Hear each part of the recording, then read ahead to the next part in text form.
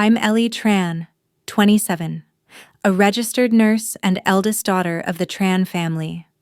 The velvet banner over the entrance read, Happy Sweet 16. Ivy in glittering gold cursive. It fluttered slightly in the breeze as I stood at the edge of the driveway, holding the wrapped gift I'd spent 2 extra night shifts to afford. Pink spotlights lit up the front yard like a fairy tale stage, and guests swirled through the open gate in dresses that sparkled and suits that shimmered. A string quartet played a soft version of Taylor Swift's Enchanted somewhere in the backyard. The valet didn't ask for my name. He just glanced at my beat-up Corolla and waved me toward the guest parking down the street. I walked the gravel alone, high heels sinking slightly into the soft ground, clutching my thin coat tighter around my arms. A group of teens snickered as they passed me. Ivy's friends. Probably they didn't recognize me. Inside, the house was transformed. Hanging chandeliers had been brought in just for tonight. Towering arrangements of pale orchids lined the hallway, and a rotating ice sculpture in the shape of a swan dripped slowly into a gold basin. I caught a glimpse of myself in the hallway mirror. Lipstick faded, a loose strand of hair curling against my cheek, and quickly looked away. Near the pool, Ivy stood beneath a flower arch, surrounded by photographers, friends, and Dad. He looked weaker than the last time I saw him at the hospital, but there he was in a suit, raising a champagne glass. My stomach turned. Ellie. A sharp voice. Aunt Diane. I turned, forcing a smile. Hi, Auntie. She frowned. I didn't think you were coming. Ivy's big day, you wouldn't want to make it about you. I just wanted to give her this, I said, lifting the carefully wrapped box, a book of poetry she liked. Hand-bound. She looked past me. Well, you can put it on the gift table, but don't linger. Ivy's in the middle of her presentation. Presentation. Then the music stopped. A hush rolled through the yard like a ripple. All heads turned toward the long driveway. A pair of headlights approached, slow and deliberate. Then the car emerged, a silver Audi convertible, with a giant red bow on top. Gasps and cheers exploded from the crowd. Ivy squealed and threw her hands over her mouth. Dad laughed, gripping her shoulder as if he hadn't just been discharged from the cardiac ward. Happy birthday, baby girl, someone shouted. I stood still. No one looked at me. No one asked where I'd been when Dad coded in the ICU. No one asked who had paid the copay on his uninsured medications, who had cleaned up after his stroke, who had readjusted his pillows at 3 a.m. It wasn't Ivy. I stepped back, bumped into the ice swan. A drop landed on my bare arm, freezing and slow. A staff member brushed past me, holding a tray of macarons. Sorry, she said flatly. Not looking. I didn't say a word. And then, Miss Ellie. It came from behind me, a man's voice, authoritative but kind. I turned. A tall figure in a dark blazer approached. It was Mr. Alvarez, the head administrator from the hospital. His voice carried. Didn't expect to see you here, he said, extending his hand. This woman, this nurse saved your father's life. Twice. The entire crowd paused. Glasses lowered. Ivy turned, confused. She was the one who pushed through the emergency protocol. Off shift. No extra pay. Just heart. I felt all the oxygen return to the space I was standing in. If you've ever been pushed aside in your own family while carrying them in silence, drop a comment, or just let me know where you're watching from. Hit like or subscribe if you've ever been invisible until someone else spoke your truth out loud. The hush thickened. Even Ivy's laughter stopped. My name floated through the air, real, solid, and for the first time that night, every eye turned toward me. I didn't know what to do with the attention. People were staring, murmuring. their eyes darting between Mr. Alvarez and me like they were trying to reassign me a place in the story they had already written. In their version, I was the invisible older sister, the quiet one, the practical one, the one who lived far away and showed up late. I wasn't meant to be in the spotlight. Ivy was the star. Ivy, with her Instagram-perfect curls and spontaneous tears, her sparkling dress and the Audi she hadn't even test-driven. Now Mr. Alvarez had torn that script in half. I had no idea. Someone whispered behind me. Another person touched my arm gently and said, "That's incredible. Thank you." I gave a weak smile and stepped back. I didn't come here to be seen. I came to drop off a gift and leave quietly. But now Ivy was walking toward me, confusion furrowing her perfect brows. She stopped a few feet away. "Wait, you're that nurse?" I nodded. "I'm your sister." "I know that." She snapped. "I meant the nurse from the hospital. That Mr. Alvarez just praised. Same person." I said, my voice soft but steady. "I was there the night Dad collapsed." She blinked, like she was trying to line up the two versions of me, sister and savior, and couldn't make the pieces fit. Then, like a switch flipping, she smiled again and turned back to her friends. "Isn't she amazing?" she said, wrapping an arm around my shoulders too tightly. "She's always been so responsible." It was the kind of compliment that didn't feel like one, the kind that translated to "she's useful, but she's not us." I peeled her arm off gently. "I'm gonna head out," I said. "What, you just got here? The cake's about to come out." I glanced around. Waiters were lighting sparklers on a 6-tiered tower frosted in pink and gold. The DJ was revving up the music again, and in the middle of it all stood my father, lifting a glass with Ivy's name etched on it. "You don't have to stay," Ivy said, her voice sugar-sweet. "But don't feel weird. Okay, I mean, not everyone needs to be the center of attention." She meant it kindly, I think. But my throat tightened. I stepped past her, heading for the gate. No one stopped me. I walked back to my car, carefully stepping over the gravel again, and sat inside with my hands still on the wheel for a full 5 minutes before starting the engine. The silence was loud. I could still hear the echoes of laughter and music behind me. On the dashboard sat a plain white envelope, addressed to me in familiar handwriting. I had found it on my apartment floor that morning, slipped under the door sometime after midnight. It was from Dad. Inside was a bill. $314.67, hospital balance due. No note, no explanation, just a sticky note. "Can you cover this one last thing?" I gripped the steering wheel tighter, knuckles going pale. This one last thing. As if I hadn't already paid for 3 ambulance rides. As if I hadn't fought with insurance agents on my only day off. As if I hadn't driven 6 hours to pick him up from rehab after his last fall because Ivy had a school trip and Diane said her back was acting up. And now he raised a glass for her, called her his light, his reason to keep living. No mention of me. When I got back to my apartment, the hallway lights flickered, casting dull yellow patterns on the floor.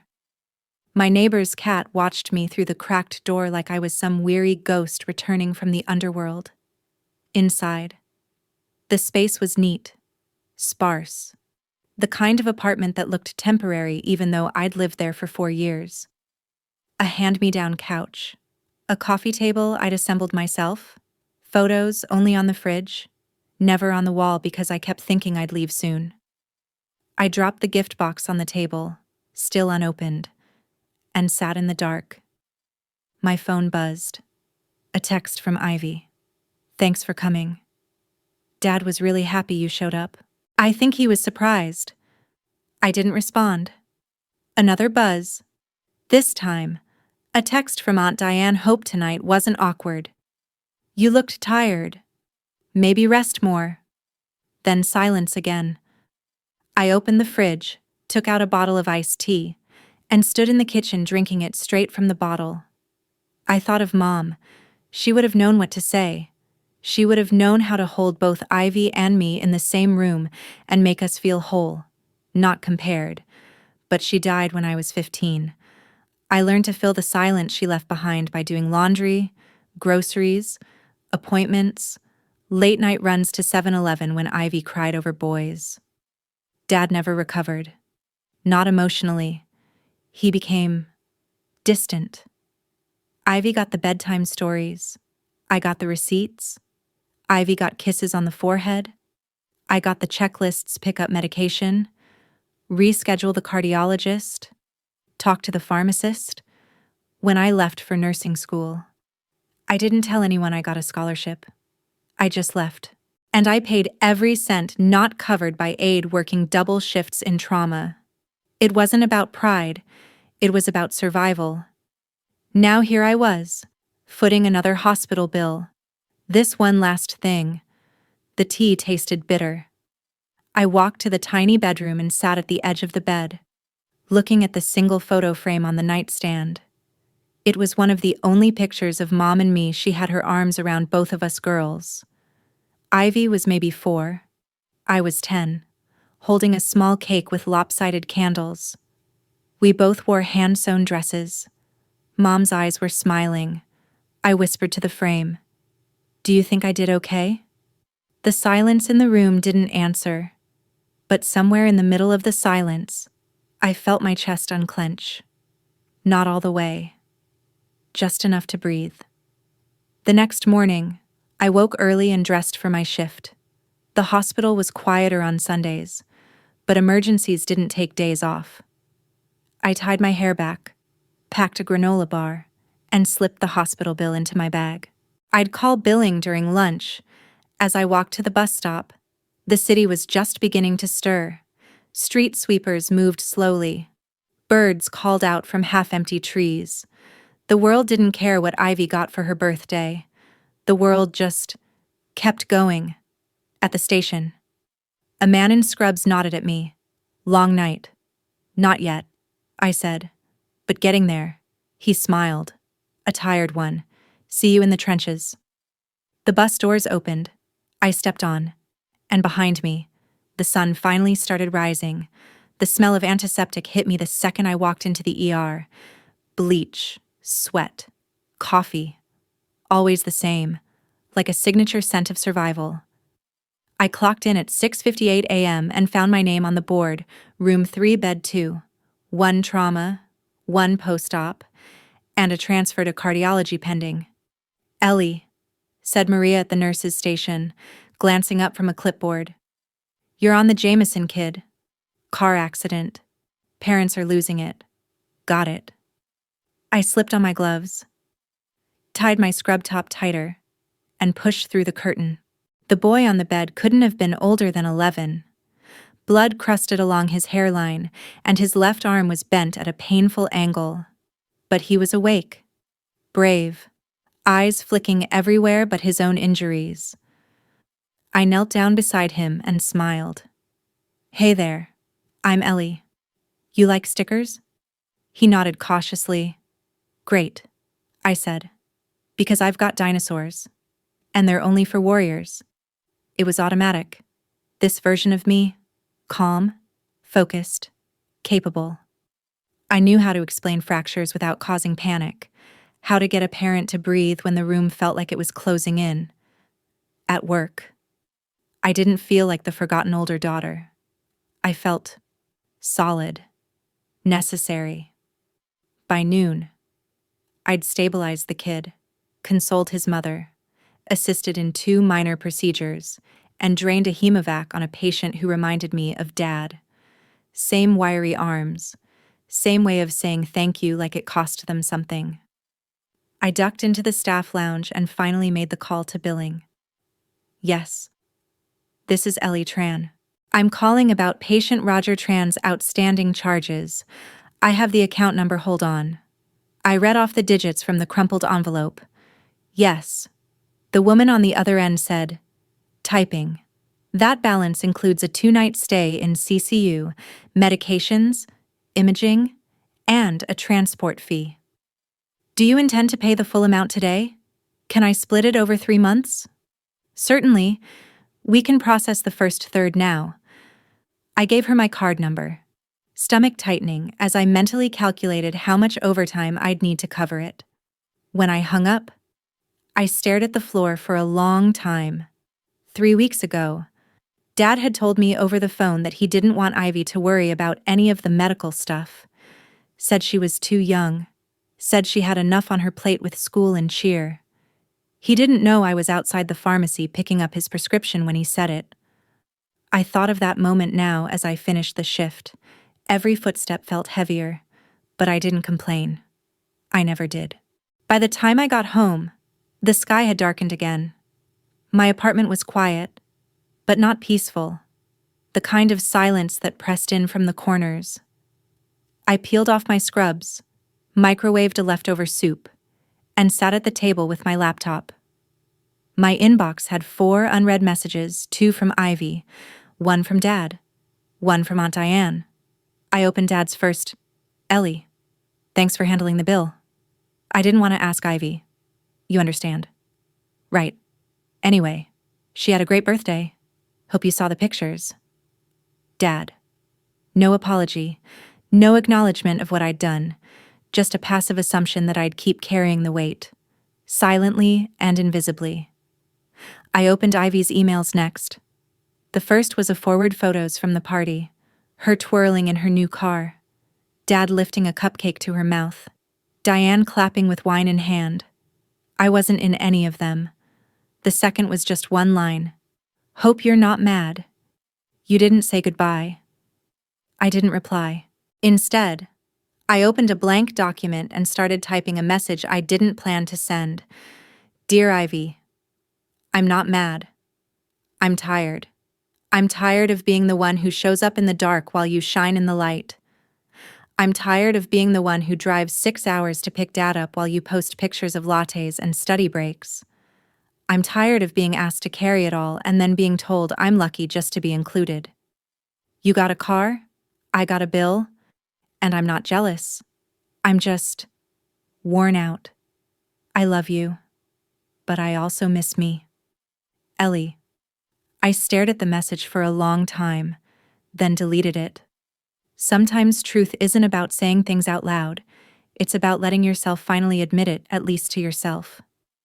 The next day, I declined an overtime shift.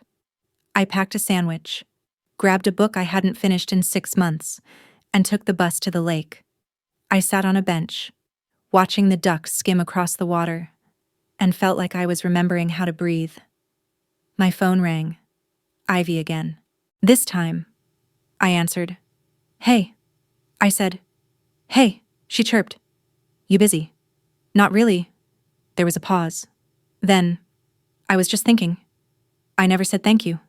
Not properly. For what? For Dad. For everything. I guess. Aunt Diane said you were the reason he got through it. I didn't say anything. I didn't know about the bill. She added quickly. He never told me. I swear. He didn't want you to know. I said. He wanted to protect you.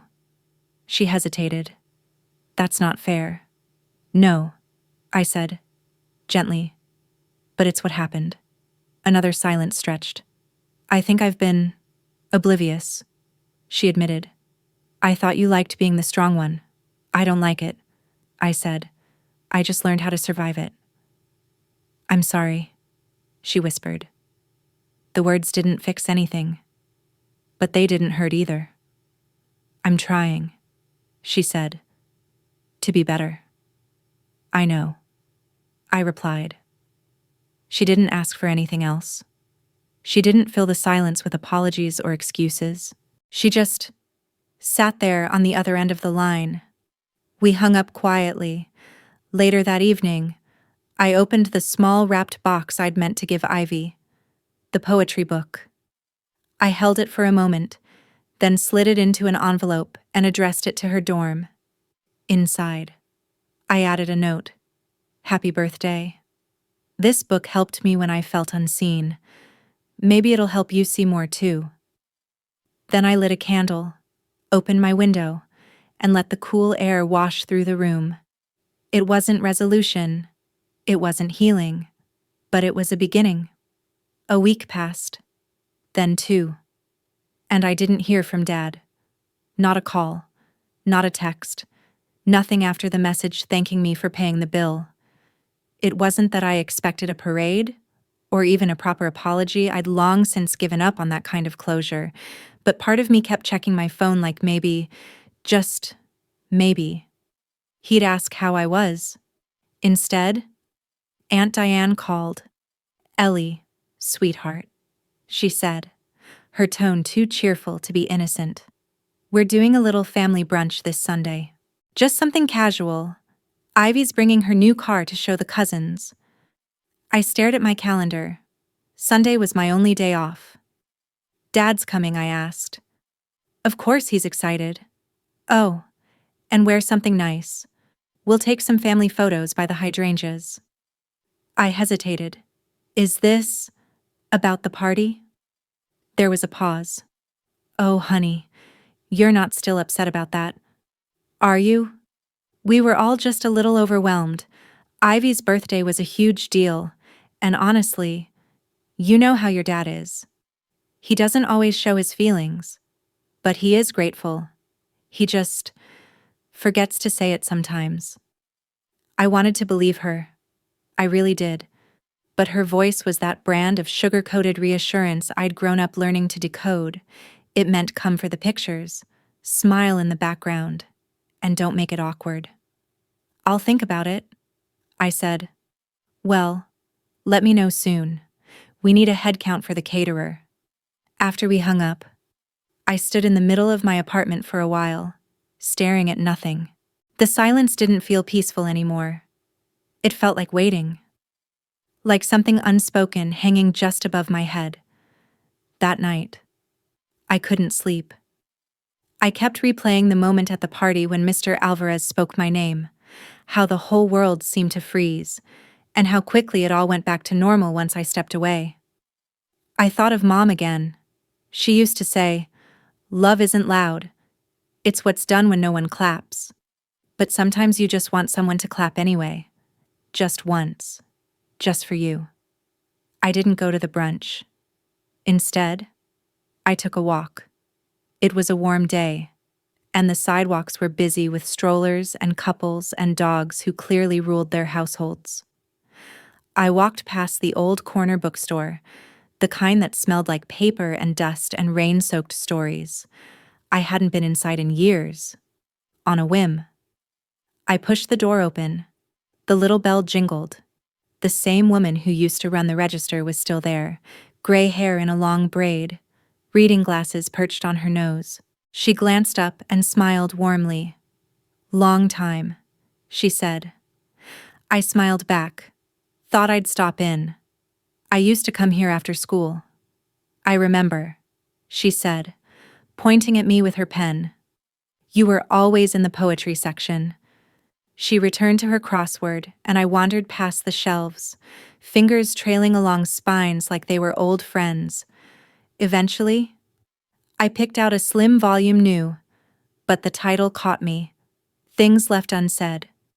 I sat in the reading nook at the back, tucked under a dusty lamp, and read page after page until the words blurred. Around page 30, I cried. Not loudly. Not the kind of crying that racks the body. Just the kind that sneaks out quietly. A few tears. Like my heart needed to leak a little just to keep working. I bought the book. As I stepped out into the afternoon light, my phone buzzed. A message from Ivy. "Are you okay?" I stared at the screen for a long time. Then, "Yeah, just needed some air." Another message popped up. "Everyone asked about you today. Dad too." He didn't say much, but he looked off, quiet, like he wanted to say something but couldn't figure out how. I read the words again. Then I texted, "I believe that." She replied with a heart. It felt strange. We'd never been that kind of sister. Not growing up. But maybe something was changing. Later that evening, I got another message. This time, from Dad. Ellie, can I come see you? I stared at it, heart thumping. I typed back. When his reply was instant, tonight I looked around. The apartment was a mess. Dishes in the sink, books everywhere. But I didn't care. Come.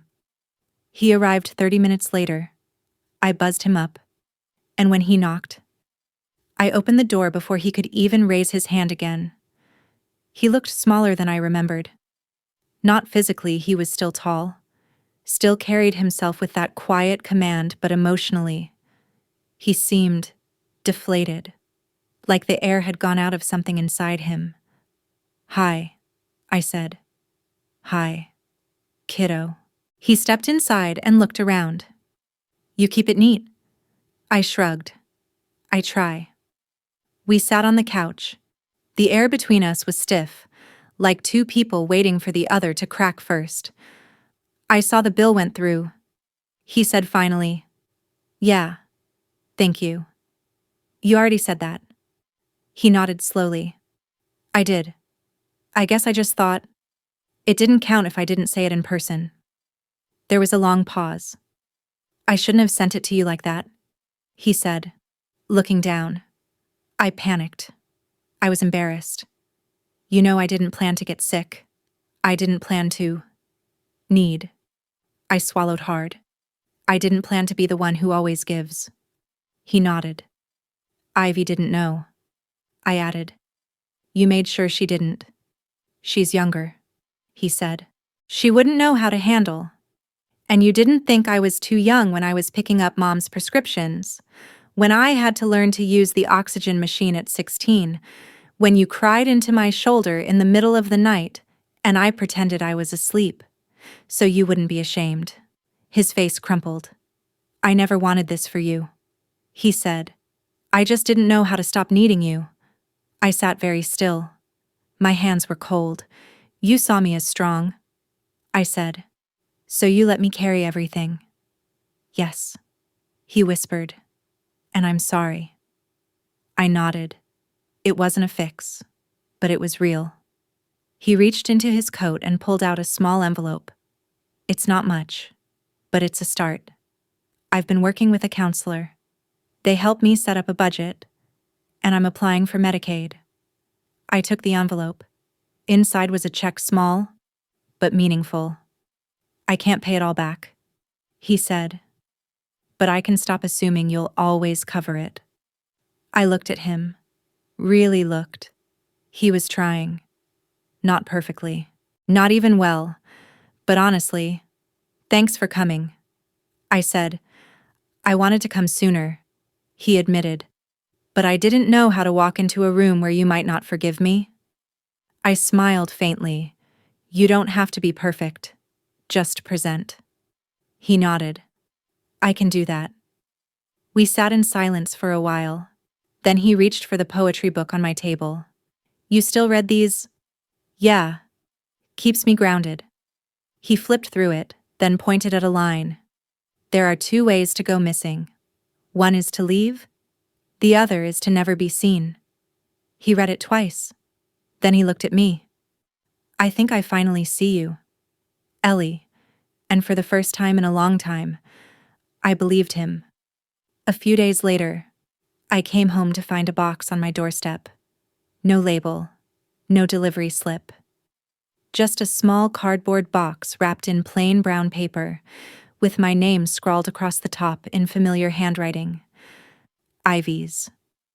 I took it inside and opened it slowly, carefully unwrapping each layer until I got to the contents. Inside was a white ceramic mug that read, Best Big Sister in gold cursive, slightly chipped on one side.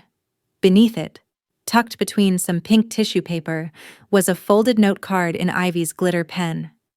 Ellie, I saw this at a thrift shop and thought of you. The chip reminded me of us. Not perfect. Still standing. Still warm. I know we don't talk much, and I know I've acted like the world revolves around me, but I wanted you to have something that felt a little more yours. I miss you. Love. Ivy. I read the card twice, then set it down on my kitchen table and stared at the mug. It wasn't expensive, it wasn't elegant, but something about it cracked open a space in me I didn't know had been closed. The next morning, I texted her, "Thanks for the mug. You're right, we're a little chipped, but still standing." She sent back a heart emoji and a photo of her messy dorm desk with the caption, "Trying to write a paper. Miss you too." That weekend, I didn't take any extra shifts. I cleaned my apartment properly for the first time in weeks. I dusted the photo frame on my nightstand, lit a candle Mom used to love lavender and bergamot, and made tea in my new mug. When I sat down with it, hands wrapped around the warmth, I thought of all the times I'd made tea for other people, for Dad after his surgery, for Ivy after a breakup, for patients too anxious to sleep. It felt strange and good to sit with something that was just for me. And then the letter came.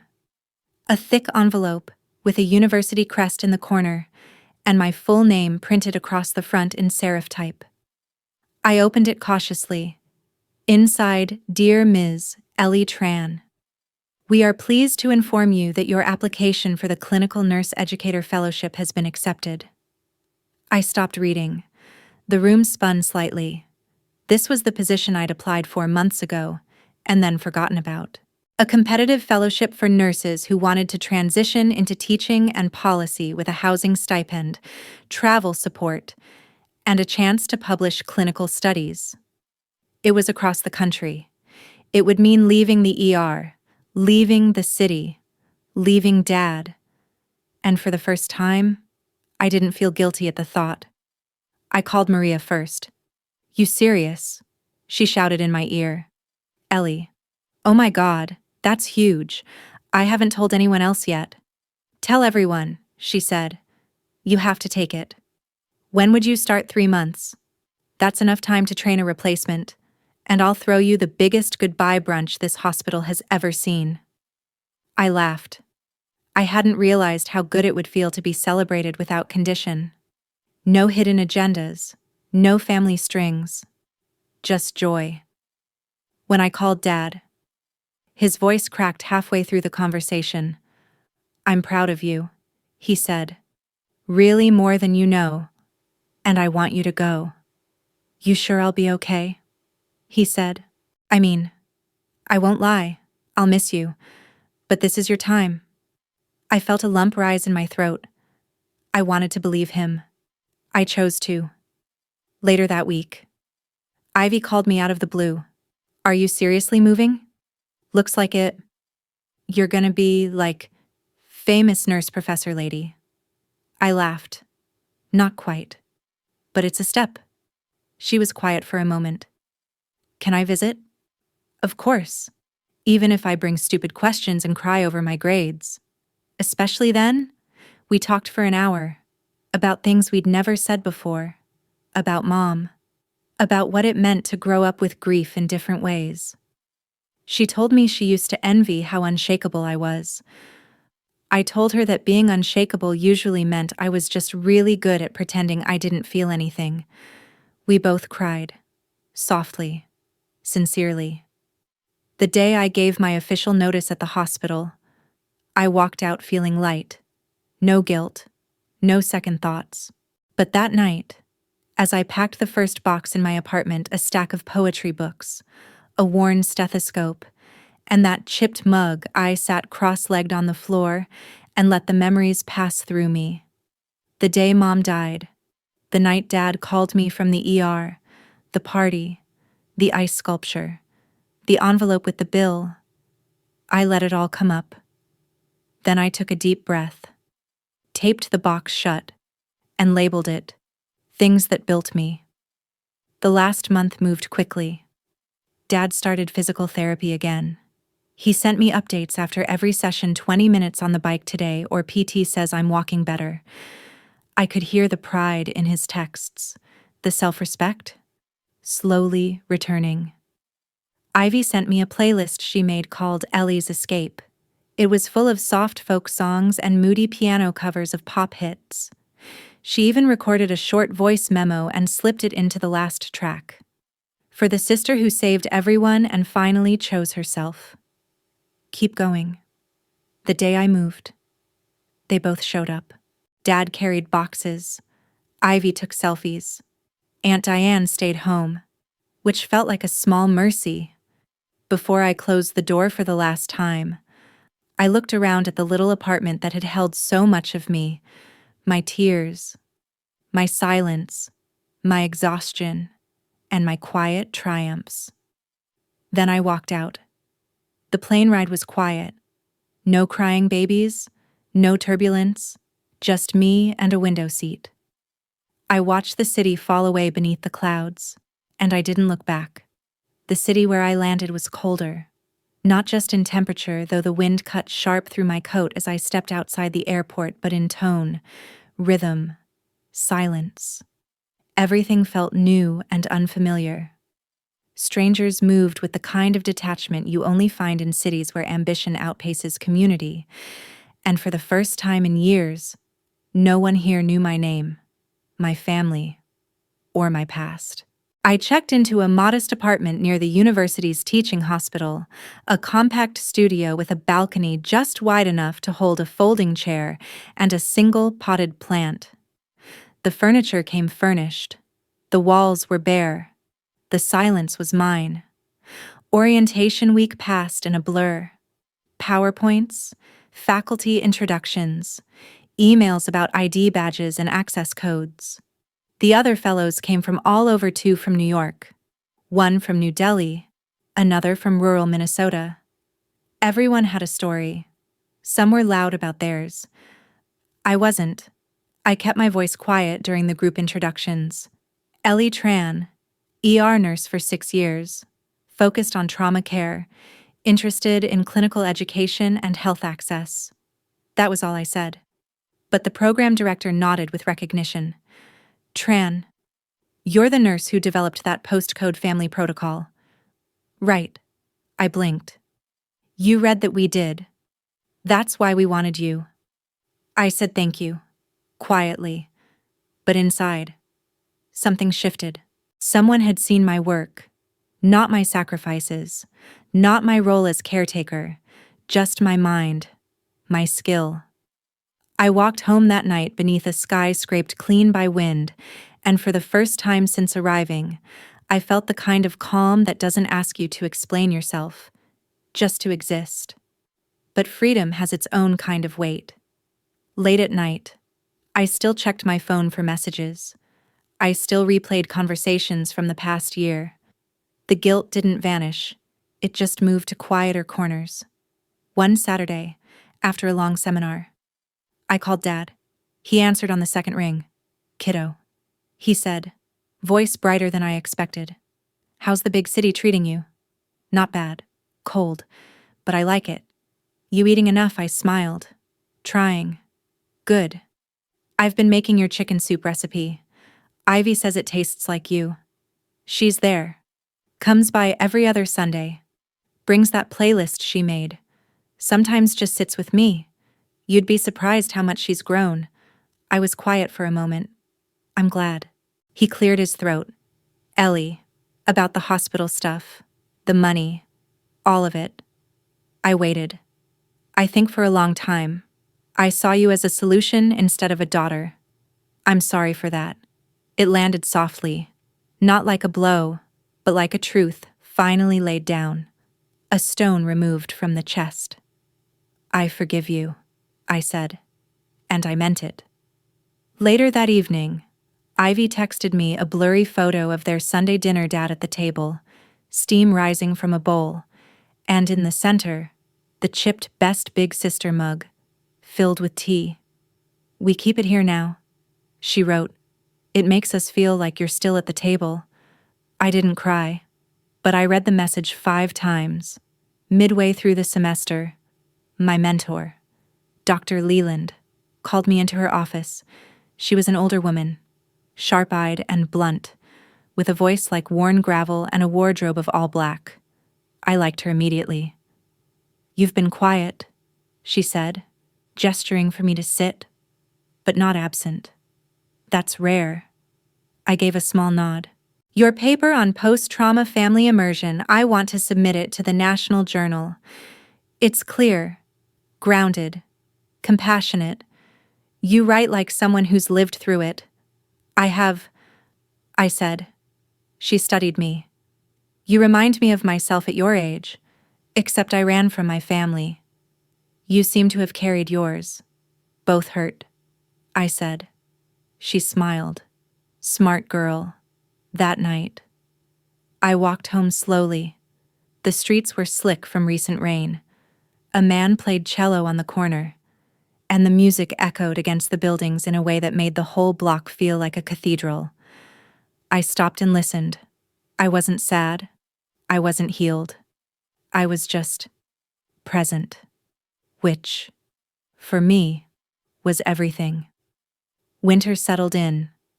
I bought a thicker coat. I learned the quiet joy of radiant heat from old radiators. I started keeping a journal again. Nothing philosophical, just snapshots of moments I didn't want to forget. Tuesday saw a patient's father cry when he was told his daughter could go home. Friday, ate lunch alone and didn't feel lonely. Sunday, Dad sent me a photo of the backyard snow. Ivy built a crooked snowman with Mom's old scarf. I started building a new version of myself in this city, not a replacement, but an addition. Nurse, sister, daughter, teacher, person. And still, some nights, I'd dream of the party, the pink banner, the ice sculpture, the way no one looked at me until someone else said my name. But when I woke, the feeling didn't cling. It drifted, like morning fog. One morning, I opened an email from Dr. Leland. Ellie. Your paper's been accepted for publication. You'll be speaking at the regional conference next month. Get ready to be seen. I stared at the screen for a long time. I didn't forward it to Ivy or Dad. Not yet. I let it sit with me. Being seen felt different now. Less like a performance. More like a quiet invitation. On the day of the conference, I stood in front of a room full of healthcare professionals, surgeons, nurses, administrators, policymakers. I wore the navy blazer Ivy had helped me pick out online. When I finished my presentation, the applause was soft but steady. A few people stood. Some came up after, asking for copies, ideas, connections. One woman said, "That was the most human thing I've heard all year." I smiled and thanked her. Afterward, I stepped outside into the hotel courtyard. The sky was gray, but the air was gentle. My phone buzzed, a video message from Ivy. I opened it. She was sitting on the living room couch, holding the chipped mug in both hands. "Hey, Professor Tran," she said, grinning. "Dad and I just watched your talk. We streamed it on the big TV like it was the Super Bowl." Dad waved in the background. "You crushed it." Kiddo Ivy leaned in, her voice softening. "Just wanted to say, I'm proud to be your sister. I see you now." The screen went dark, and I stood there, holding the phone, heart quiet. They had said it, out loud, in their own time, and I hadn't had to fight for it. I hadn't had to prove anything. I had just lived. And finally, they had looked. Sometimes that's all you need. Not a car, not a party, just someone, somewhere, saying your name with eyes that really mean it. Spring arrived in the new city slowly. It started with the melting of snowbanks into thin rivers along the sidewalk and the hesitant budding of trees, as if the world was still unsure whether it was safe to soften. I felt that way too. On the first warm Sunday, I found a quiet cafe 3 blocks from my apartment.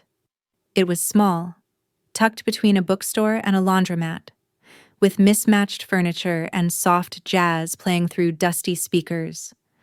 I brought a book not medical, not academic, just poetry, and sat outside under the weak sun. Halfway through the second cup of coffee, My phone rang. I almost didn't pick up when I saw the name. Aunt Diane. I stared at the screen, thumb hovering. My instinct said to let it ring, let silence answer silence, but something in me shifted. I pressed accept. Hi, Auntie. Ellie, she said, her voice neutral but stretched thin. I wasn't sure you'd answer. I wasn't sure either. She laughed once, dryly. Well, I suppose I deserve that. I didn't argue. I heard about your fellowship, she said. Your father mentioned it in the family group chat. He seemed different, proud, maybe. He's been working on himself, I said. It shows. She paused. So have you. I mean, working on yourself? We see it. I blinked. We see it. That's good to hear. I wanted to say something. About before. Here it came. I wasn't fair to you, she said. Not at the party. Not when your mom passed. Not ever. Really. I always thought you were just fine, capable, like you didn't need anything from any of us. So I focused on Ivy, because she made her needs obvious. She cried. You didn't. I stared at the cracks in the cafe table.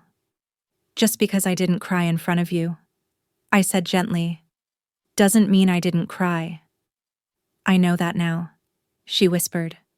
A long silence stretched between us, but for once, it didn't feel like a wall. Just a pause. Thank you for saying something, I said, even if it took time. She exhaled. I hope, when you come back to visit, you'll stop by. I might, I said, and I meant it. After the call ended, I sat there for a long time, letting the sun warm my face. I felt intact, not invincible, not glowing, just quietly. Okay. It was more than I'd had in years. Back at the fellowship, Dr. Leland asked me to mentor a new nurse intern, a young woman named Cassie, fresh out of school, wide-eyed and nervous. On her first day, she dropped her clipboard, tripped over her own laces, and apologized 7 times in 15 minutes. Deep breath, I told her, helping her up. We all start somewhere. Trust me.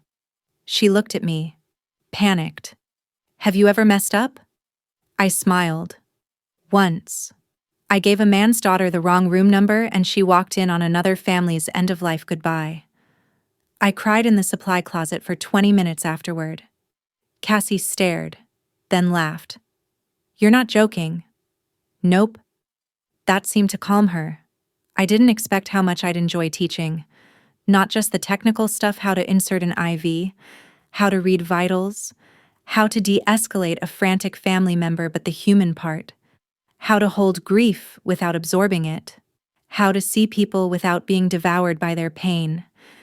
How to stay human in a system that demands machines.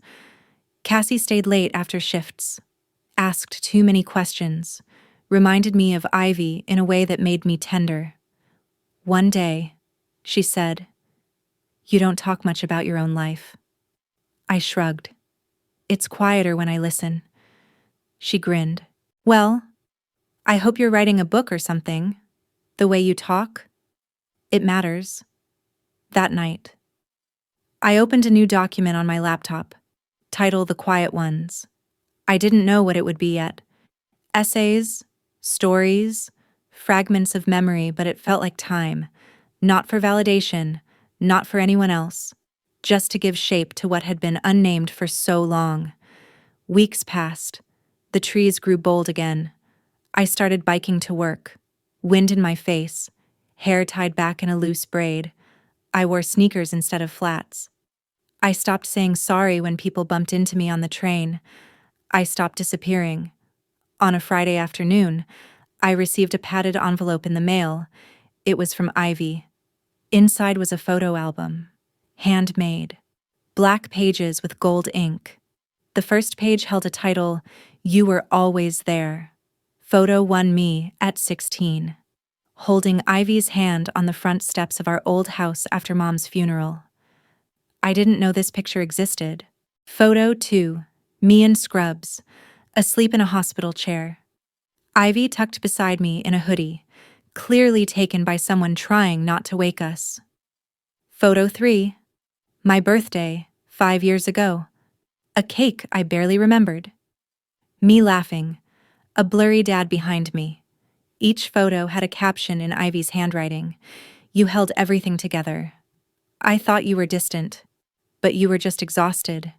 You taught me how to love by never leaving. I ran my fingers along the pages, heart thudding. On the last page, she had taped a Polaroid, a close-up of the chipped mug. Underneath, she'd written, "I'll never throw this away, even if it breaks completely." I didn't cry. I just sat there, hand over my heart, and let it expand. I texted her. I got it. Thank you. Come visit when the semester ends. Let's be sisters now, not just survivors. She replied instantly, "Deal." Later that week, I spoke to Dad. He'd started gardening again. Said the dirt helped him stay present. Sent me photos of crooked tomato vines and tiny yellow blossoms. He'd also joined a local grief group. Shared a story, he said, about being the parent who forgot to say thank you. He told me the other members cried. "You really said that I asked?" "Yeah," he said. "I figured if you had the courage to live through it, I could at least talk about it." We stayed on the phone for an hour. It felt normal. Not stiff, not loaded. Just two people who'd finally found their way back to one another. By summer, the city had fully unfurled. Trees bloomed pink and white. The lake shimmered. My apartment windows stayed open, and I began to plan my first trip back home. Not out of duty, not out of guilt, just because I wanted to. A homecoming, not a rescue. I would bring wine, maybe a new book for Ivy, a small potted plant for Dad's garden. I didn't expect a party. I didn't need applause, just a seat at the table, one with my name on it even if it was written in pencil. I looked around my apartment one night, boxes half packed for the short visit, the chipped mug clean on the dish rack, and I smiled. This wasn't a perfect ending, but it was mine. And for the first time, I didn't feel like the bill, the burden, or the background. I was the sister who stayed.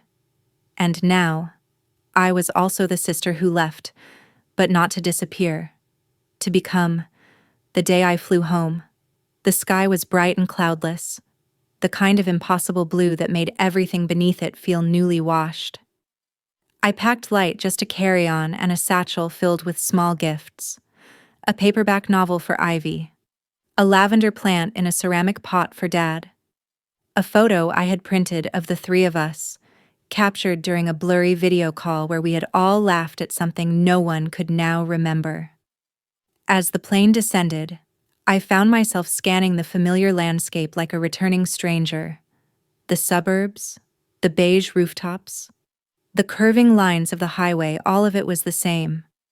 But I wasn't. Ivy picked me up from the airport. She pulled up in the silver Audi, which looked sleeker than I remembered, and leaned across to open the passenger door before I reached it. "Welcome back, city girl." She grinned, oversized sunglasses perched on her head. I slid into the seat, suddenly aware of how different I felt. Not because of the city or the fellowship, but because of how grounded I had become in the space between then and now. "You dyed your hair," I said, noticing the streak of honey blonde among her dark waves. "Just a phase," she said, shrugging, trying out the whole figuring myself out thing. "Your influence." We drove in silence for a few minutes, windows down, warm wind rushing in. A song played low on the speakers, one from the playlist she made me. I realized, soft piano, wistful vocals. "You nervous?" she asked at a red light. I shook my head. "Not really. It feels different this time." "Yeah," she said, glancing sideways. "It is different." Dad was waiting on the porch when we pulled in. He stood a little straighter than before, wore a crisp button-down shirt and jeans that looked new. His face lit up when he saw me. "Ellie," he said, stepping forward and pulling me into a hug that was warm and surprisingly long. "You look happy." "I am," I said. And I was. Inside. The house felt familiar but rearranged. The photos on the mantel had changed. New frames, new memories. One of Ivy at school, smiling beside a presentation board. One of Dad in the garden, kneeling beside a tomato plant. And one of me head turned slightly, speaking at the conference. It was a screenshot, grainy and pixelated. But there it was. My name printed on the slide behind me. "You put that up?" I asked. Dad looked sheepish. I might have printed 10 copies first, wanted the size to be just right. I laughed. Dinner was simple roast chicken, salad, bread from the bakery down the road. We sat around the table like something sacred had quietly returned. After dessert, Dad disappeared into the garage. When he came back, he was holding a dusty box. "I found this while cleaning," he said. "Figured it should be yours now." I opened it slowly. Inside were old letters, school certificates, a crumpled drawing from Ivy that said, "My sis is a hero" in uneven crayon. At the bottom was a postcard Mom had written once, dated just a few weeks before she died. It read, "Ellie, I know you carry more than most, that you hear what's unspoken and give more than you're given. One day, I hope someone sees that. Love always. Mom." My throat closed. I pressed the card to my chest. "I didn't know you had this," I whispered. Dad sat beside me. I didn't know what it was until recently. I think I was scared to open that box. It felt like it might break me. It didn't. I said, "No." He said, "It didn't." Ivy leaned over, resting her chin on my shoulder. "She saw you," she said softly, even before the rest of us did. Later that night, I stood alone in the backyard, looking at the garden. It was small, but a live rows of basil, tomatoes, some wild lavender peeking up between the cracks in the stones. The moon was high. The house was quiet. But inside me, there was a noise, a soft humming, the sound of life realigning. I thought about everything that had led here, the birthday party, the bill, the silence, the reckoning. And now this, an evening with my family, not as their caretaker, not as their solution, but as someone who finally belonged in her own story. The next morning, Ivy and I walked to the coffee shop where we used to go as kids. The place hadn't changed. Still smelled like burnt espresso and cinnamon. We sat at the corner booth. "I used to be so mad at you," she said, stirring her drink. I looked up. "I know. Not because you were cold, but because you weren't. You were too strong." It made me feel like I wasn't allowed to fall apart. I nodded, absorbing her words. "But now," she said, "I realize I just didn't understand what strength looked like when it wasn't loud. I didn't either," I admitted. "I thought being strong meant being invisible. But it doesn't." "No," she said. "It doesn't." She reached across the table and touched my hand. We didn't speak for a while. Before I left that evening, Dad handed me an envelope. "No bills this time," he said with a half smile. Inside was a short letter, typed neatly. "Dear Ellie, I'm applying for a part-time volunteer program at the hospital. I want to give back. I've already started helping in the garden for the community center. I've been practicing saying 'I'm proud of you' out loud. It still feels too small for what I mean, but I am. Come home when you want to, not because you have to. Love." Dad, I hugged him tightly. On the ride back to the airport, Ivy played a song I hadn't heard before. It was quiet, full of strings and slow lyrics. She didn't say anything, just drove. At the terminal. She pulled over and looked at me. You coming back for the holidays, maybe? I said. Or maybe I'll host this time. She raised her eyebrows. Wow. Ellie in charge of the party. That's new. Very new. I smiled. I'll send you a bill for it. We both laughed. Then she reached over and hugged me. I'm proud of you too, she said into my ear, and I won't stop saying it. The flight was peaceful. I watched the land pull away again and felt no panic, no loss, just space. Space for all that was and all that could be. When I returned to my apartment, it felt less like a rental and more like a home. The chipped mug sat waiting on the shelf. I made tea, opened my journal, and wrote. I used to think being strong meant carrying others. Now I think it means letting them meet you halfway. I didn't need to be the hero anymore. Just human. Just here. I returned to the fellowship as the summer light stretched long into the evenings, touching the edges of the city with gold. Everything felt warmer, softer. Even the hospital halls, usually buzzing with urgency, seemed calmer, as if I had finally learned how to walk through them without losing parts of myself. Cassie met me at the door on my first morning back. You look different, she said. Not as a compliment, but an observation. I feel different, I replied. Good different. I nodded.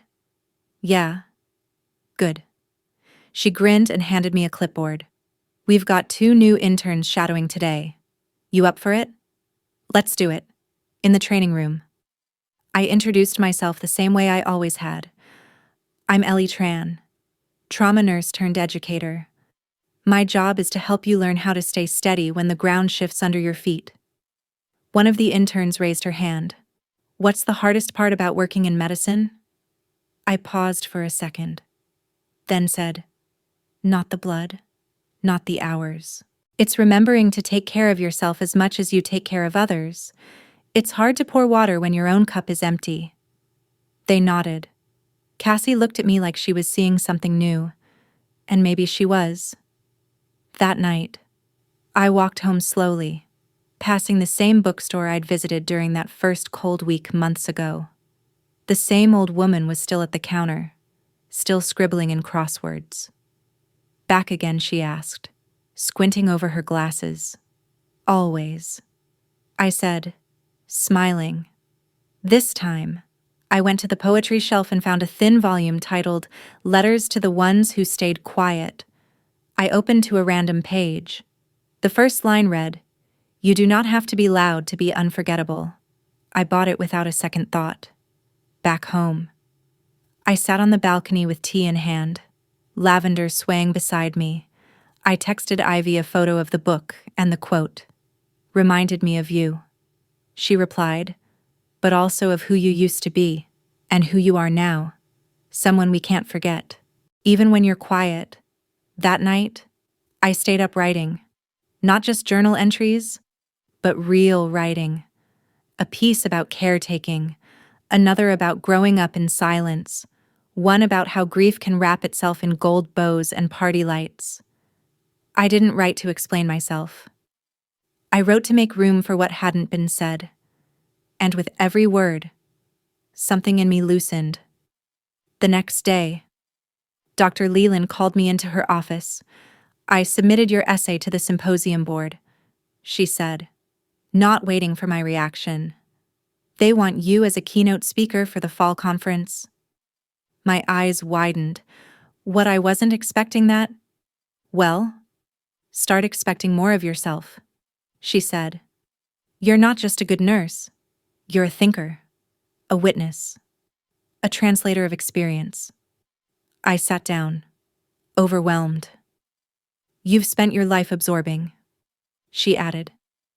It's time to radiate. That evening, I called Dad. I hadn't told him about the writing yet. He answered on the first ring. Hey, kiddo. How's the concrete jungle? Less jungle. More garden. I smiled. Guess what, I'm going to be a keynote speaker this fall. He let out a low whistle. Look at you. I didn't expect it. I did, he said softly. I always knew you had something to say. I just didn't know how to listen back then. I didn't know how to speak it. I admitted. Well, he said, you're doing it now. Loud and clear. After we hung up, I sat with the silence again. But this time, it didn't feel like emptiness. It felt like space. The weekend came. I bought a frame for the postcard from Mom, the one I found in the old box. I hung it on the wall above my desk, where I could see it every time I sat down to write. Every time I forgot who I was. Every time I felt the pull to shrink again. It read, "One day. I hope someone sees that." And they had. Not just Ivy, not just Dad, not just the faculty who read my work, but me. I saw myself now, not as a role, not as a label. Just Ellie. A woman who once carried her family's weight without complaint. A woman who stood in the shadows so others could shine. A woman who handed over the last of her energy and never asked for a receipt. And finally, a woman who realized she was not a utility. She was a person. That fall, when I stood on stage in front of hundreds of healthcare professionals at the symposium, I wore a dark green blazer and flats that didn't blister. The lights were warm, the microphone clear. I began like this. My name is Ellie Tran. I used to think silence was strength, but I've learned that strength is telling the truth about who you are out loud and trusting that the world won't fall apart when you do. The room was still. I spoke for 20 minutes. I told stories. I didn't cry. I didn't break. When I finished, the applause was loud, not because I had performed, but because I had revealed. Afterward, a woman in her 60s came up to me with watery eyes. My daughter's a nurse, she said. I never realized how much I expected from her. Thank you. And I nodded, because that was all I needed. Later that night, Ivy FaceTimed me. Her screen showed her dorm, a bowl of cereal, a stack of textbooks. You crushed it, she said. You watched. Of course, she said, eyes shining. You're on the wall now. What? She turned the camera. Pinned above her desk was a printed photo of me speaking on stage, and next to it, the Best Big Sister mug, now repurposed as a pen holder. You've always been the blueprint, she said. I'm just trying to catch up. I laughed. You're doing fine. We stayed on the call, not talking much. Just there. In the end, that was all we'd wanted. To be there. For each other. For ourselves. As the year wound down, I got an email from the hospital where I used to work. Maria. Subject thought you'd want to know the intern you mentored. Cassie. She's training the new cohort now. She said you taught her what care actually means. Miss you like hell. Come visit. I smiled and replied with a photo of the lavender plant, now blooming wide on my balcony. Tell Cassie I said she's already better than I was. And maybe that was true. Because strength isn't hoarding knowledge, it's passing it on. It's letting others stand where you once struggled. One night in late October, I walked to the lake alone. The air was cool. Leaves fell slow. I sat on a bench and watched the water move. No noise. No audience. Just a quiet woman, holding a chipped mug of tea and a whole life she had built with invisible hands. Not perfect, not painless, but hers.